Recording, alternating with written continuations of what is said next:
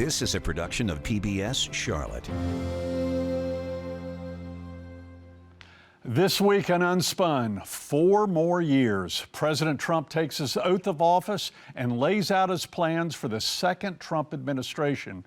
Will it be more of what we've seen before, or is Trump 2.0 his chance to reset the agenda and reunite a nation divided? Also, the first wave of executive orders and presidential pardons. Plus, we'll count down the top 5 things to do differently in a second term. In today's America, welcome to the Spin Game. Believe me, I know, I'm Pat McCrory. When I was governor and mayor, I played the Spin Game. I was played by the Spin Game. But aren't we all done being spun? Let's take the spin out of the world we're in, here on Unspun. Good evening, I'm Pat McCrory and welcome to Unspun, the show that tells you what politicians are thinking but not saying. You know, while watching the president's inaugural address, I was also watching the inauguration crowd, trying to see who was standing up to cheer and who wasn't. Because Inauguration Day is sort of like a giant game of musical chairs with a lot of people losing their seats. The golden age of America begins right now.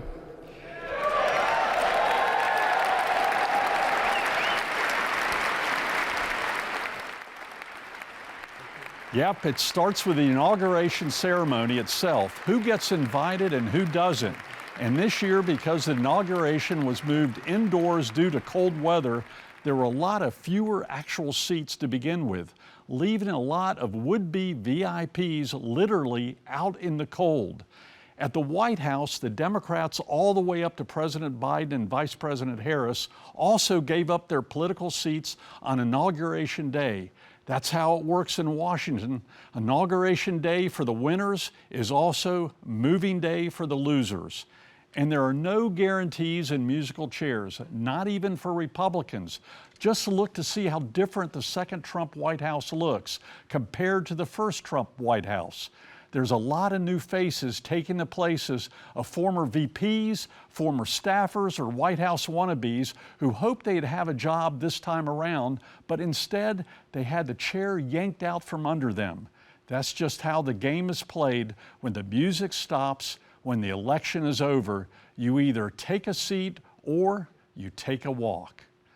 Joining us now to talk about the inauguration behind the scenes and the new Trump White House is former White House correspondent Chuck Todd.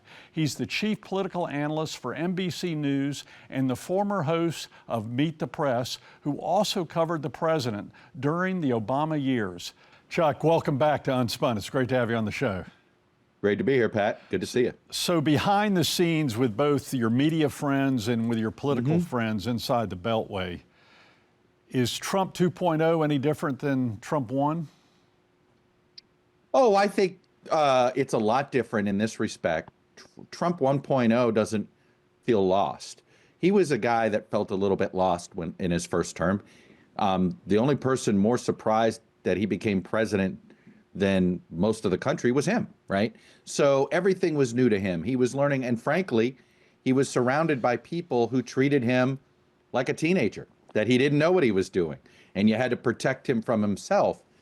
Trump 2.0 doesn't have anybody that's playing the role of Mike Pence or Reince Priebus, who are quietly trying to surround Trump with people who will keep him from following his id or his instinct.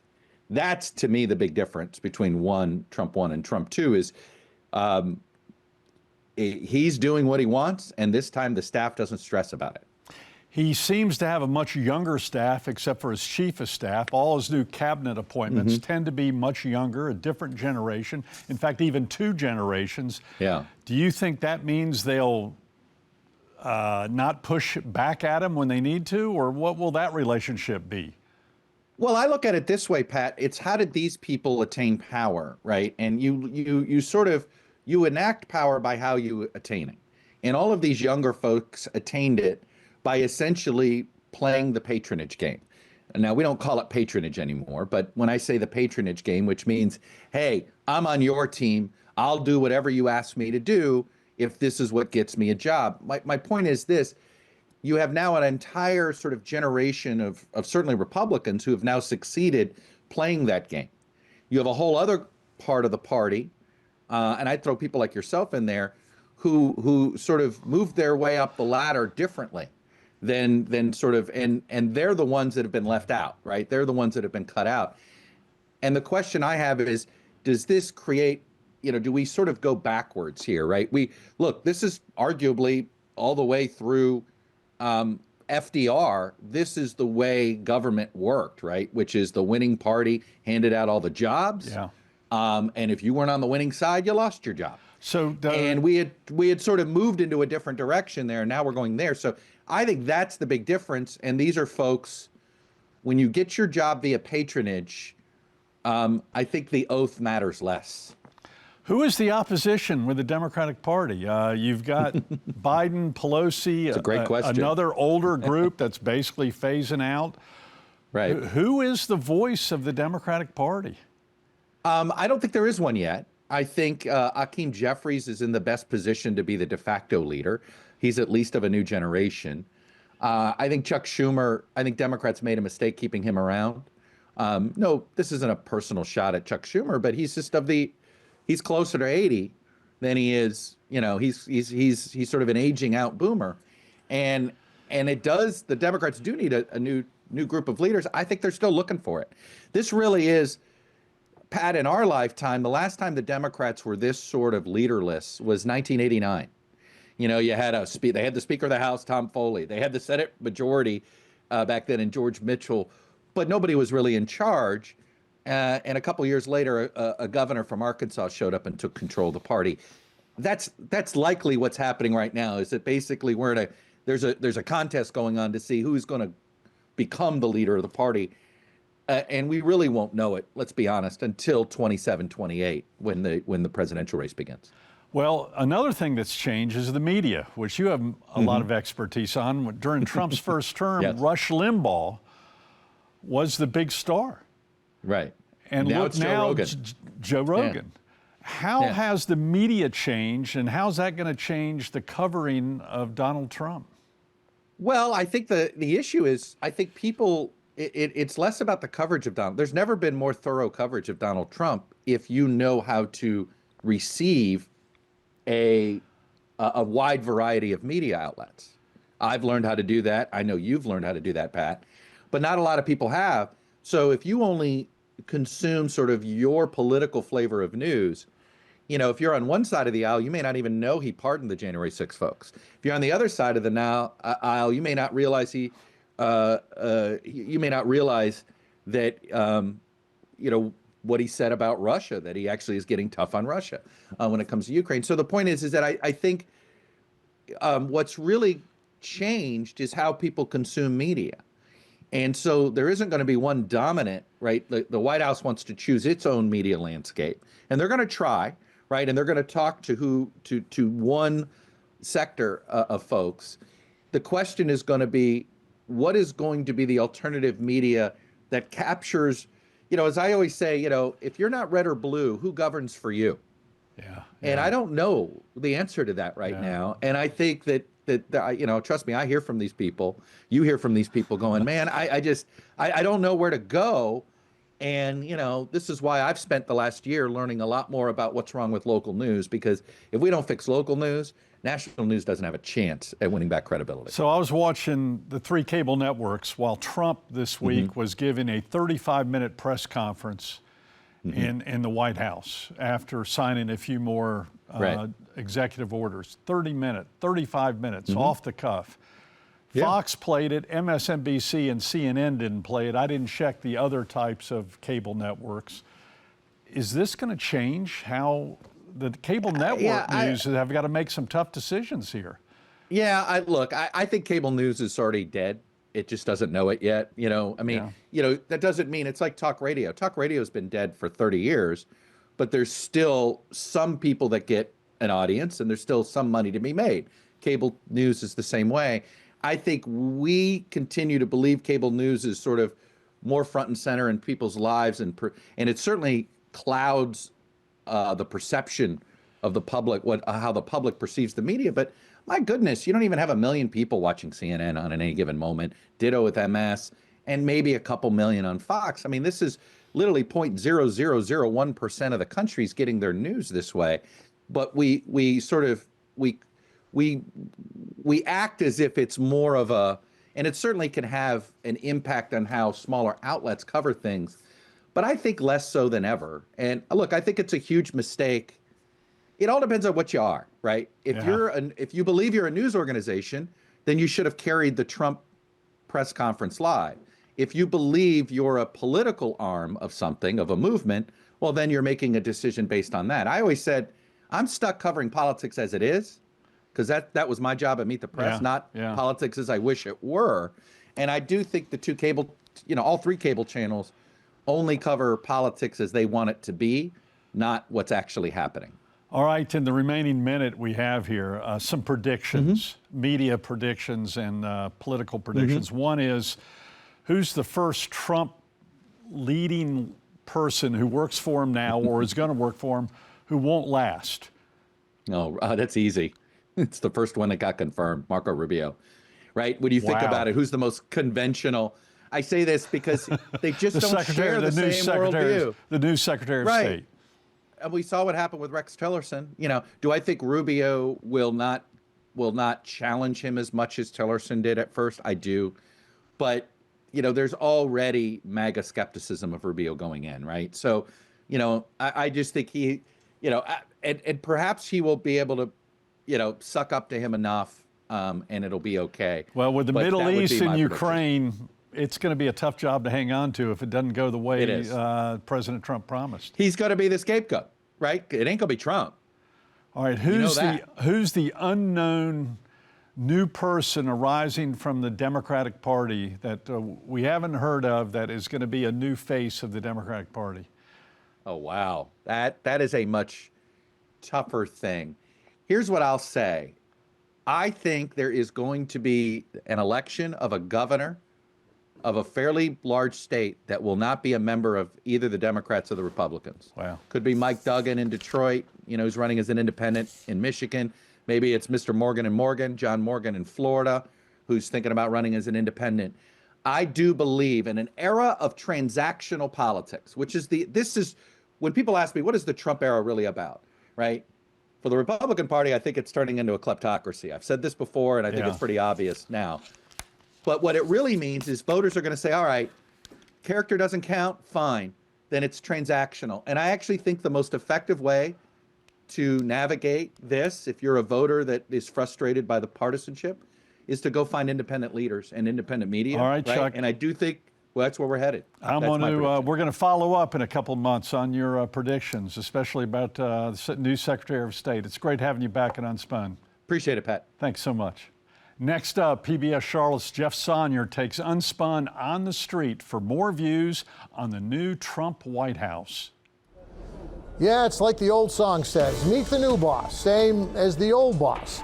We're back here at Douglas Airport asking travelers what they think about President Trump's first few days. That I will faithfully execute. Back in office. That I will faithfully execute. The office of President of the United States. The office of President of the United States. Well, I think it's just now time for each one of the individual players in his whole administration to get to work.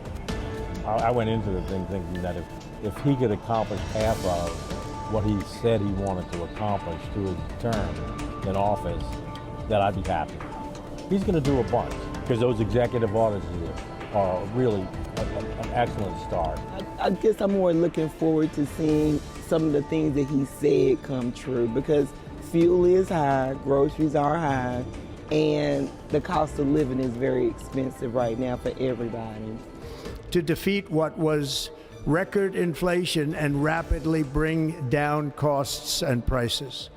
Is there anything you heard you didn't like? I didn't like the fact that he talked about the past and the past administration. I thought we should move past that and go for more what's going on in the future and what he's going to do versus what they didn't do. I want the best for the country at the end of the day. I don't agree with all of his political choices. I don't agree with all of his personal choices. But I'd never want to hope that a presidential administration fails, because that's bad for the entire country. You know, I'm aware that half the country hates him and half the country loves him. But I don't think there's going to be as much pushback if he just takes a second and evaluates a plan to move forward as a country. Yeah, and what we're finding is that even the doubters are willing to give President Trump the benefit of that doubt, at least for now. Pat? Thanks, Jeff. So what do you think about the new boss who used to be the old boss? Email us your thoughts on Trump's next 4 years to unspun@WTVI.org.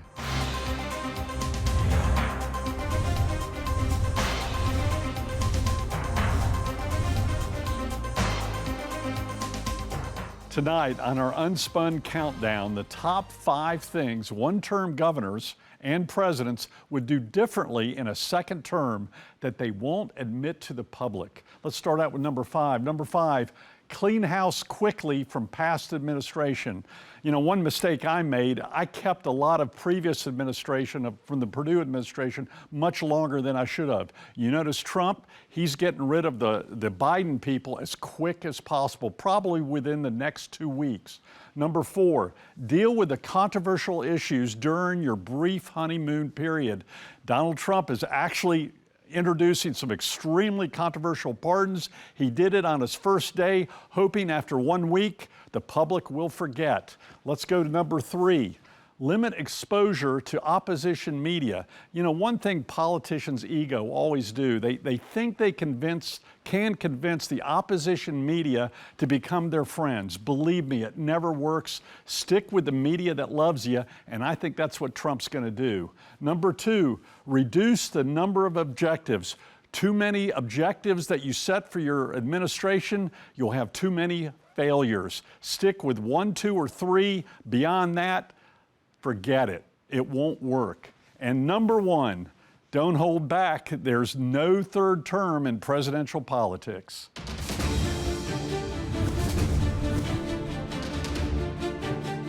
PBS Charlotte's Jeff Sonnier joins me now for Unspun One-on-One. So much to talk about this week. Yeah, there really is. Just a tad. I got the questions. You got to come up with the answers. That's why we call it One-on-One. And I want to start with all those executive orders that the president signed. Not just what he signed, but how he signed them. Let's take a look at a clip, and then I've got some questions for you. The first item that President Trump is signing is the rescission of 78 Biden-era executive actions, executive orders, presidential memoranda, and others.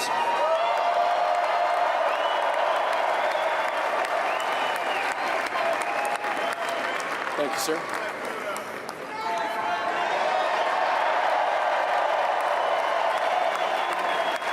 Thank you. Okay, so it's a photo op, obviously, but He breaks all the norms and rules. exactly. Now, that's my The question. pen itself. Yeah, is this just another photo op, or does having a crowd cheering behind you kind of change the public's perception of what you're signing? Maybe get you more support. It was a brilliant PR move. It reminds me of Reagan giving speeches in front of the Statue of Liberty. And you got to remember, the whole inauguration was moved inside, so he had to do something different. So whoever came up with that idea ought to be applauded, because it's appealing to the people who sat out in the cold weather just trying to get a seat into the arena in Washington, D.C. But he's broke all the rules. All governors and mayors and presidents have always signed things in the Oval Office. And, you know, a few exceptions out at parks, federal parks and land and so forth. I did some state park signing. But in front of a crowd on Inauguration Day, that's unheard of. I was watching the coverage on ABC live. It was like almost 10 minutes worth of coverage of him signing executive orders. No other president got that sort of coverage for their signing of the orders. Well, remember, the networks typically cover the parade in front of the White House on Pennsylvania Avenue. They had nothing else to cover, so they had a mini parade. They had made a huge adjustments in a very short period of time, and then he added to the mini parade by having these signed. And it meant that those 18 to 25,000 people who were inside saw something unique, as opposed to sitting out in the cold weather watching what usually is a pretty boring speech in very cold weather. And how many governors were taking notes on how this works and how they were going to try this the next time around? You know, they may try, but there's only one Trump. And any politician, Republican or Democrat, who tries to repeat Trump will probably fail, because You know, and his strength is his weakness, and vice versa. I saw another photo op with them actually taking the portraits of generals off the wall in the Pentagon, generals who didn't agree with President Trump. Again, another photo op, or are they just trying to change the public's perception and maybe sending a message to the public? Oh, they're sending a message, all right, although it's a little bit of hypocrisy. It's a little bit of hypocrisy because the Republicans are against canceling people and taking pictures and statues down. I am. And therefore, if you do it to the Democrats or you do it to a general, like the Democrats did it to some generals, we're kind of being hypocritical. So it's going to be interesting. Did Trump make that decision, or did someone underneath Trump make that decision? And I think that's the one question I didn't get to Chuck Todd. Is there someone else, especially with the controversial pardons, really who has Trump's ear to say, the heck with it, I'm going for everything, despite the controversy and despite J.D. Vance even a week ago saying we're not going to pardon everybody? Well, you brought up pardons. Let me ask you, you had to deal with pardons as a governor. How much research is there before the pardon? How much polling is there? And what about timing? How much goes into the timing of the pardon as well as who you're pardoning? I started the pardon process at the very beginning, and I set a committee forth. And if we didn't go through the process, no one would get a pardon. I don't agree with Republicans or Democrat governors or presidents who do pardons on the last day. I strongly disagree with that, whether it be Roy Cooper, who did some controversial pardons, commuting death sentences in North Carolina, or Biden pardoning his family, or Trump during his first term pardoned some people on the last day. So was Clinton, Obama.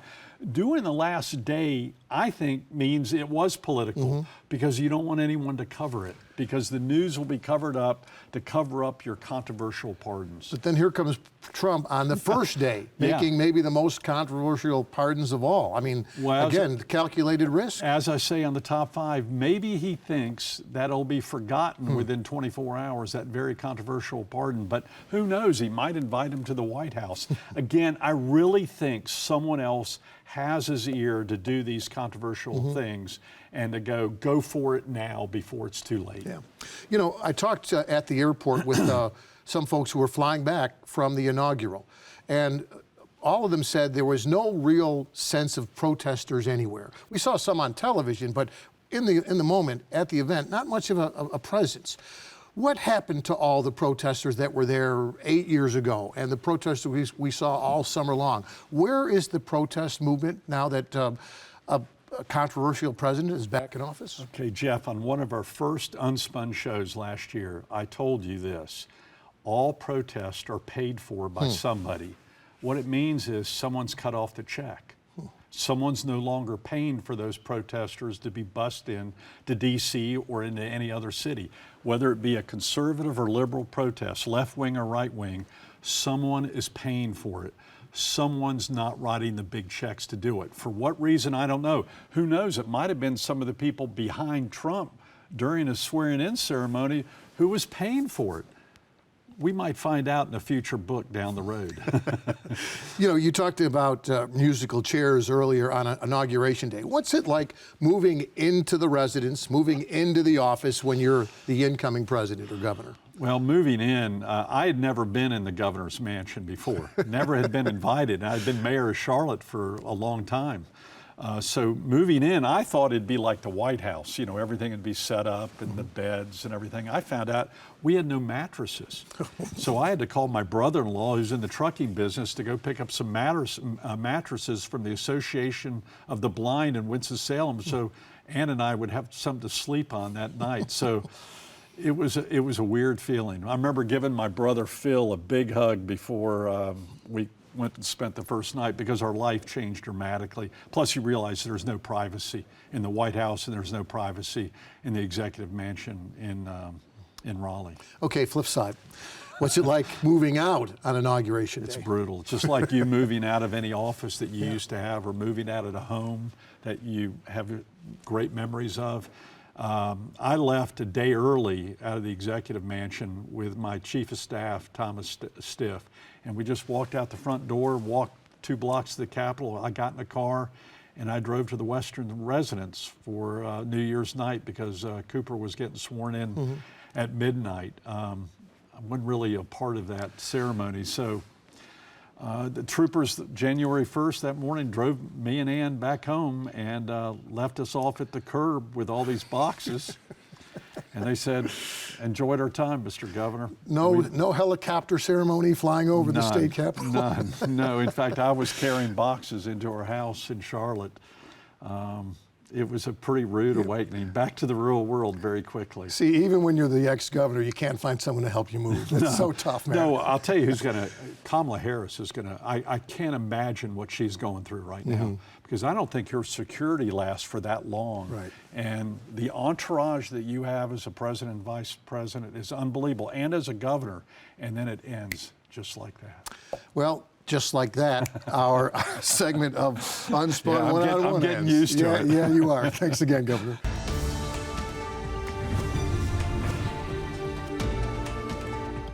Well, only once before in our history has a president been booted out of office and then won the White House again, and that was Grover Cleveland back in 1893. And it was Cleveland's wife who told the White House staff upon leaving the first time to take care of the furniture because, quote, we will be back. Well, now Donald Trump is back too. Do-overs are very rare in politics. Voters don't often give their defeated leaders a second chance, and defeated leaders don't often get 4 years to reflect on what they do differently the second time around. So how will President Trump use this rare opportunity? What has he learned and how has he changed from his first term in office, and how has the country changed? Does Trump have more of a mandate now after the last 4 years without Trump? Well, we're about to find out. But here's what we do know. The race to replace President Trump starts now. And there's a long list of possible successors in both parties, the new VP and the former VP, senators and celebrities, some billionaires, current governors and cabinet members, maybe even members of Trump's own family. They're all watching what happens next. If Trump 2.0 is a success, Trump's endorsement may be all the next presidential candidate needs to win 4 years from now. But if the public turns on Trump like they did 4 years ago, well, get ready for a real free-for-all. So just like Mrs. Cleveland said, take care of the furniture and stay tuned. That's the reality as I see it. I hope you'll come back next week as we tell you what politicians are thinking but not saying, right here on Unspun. Good night, folks.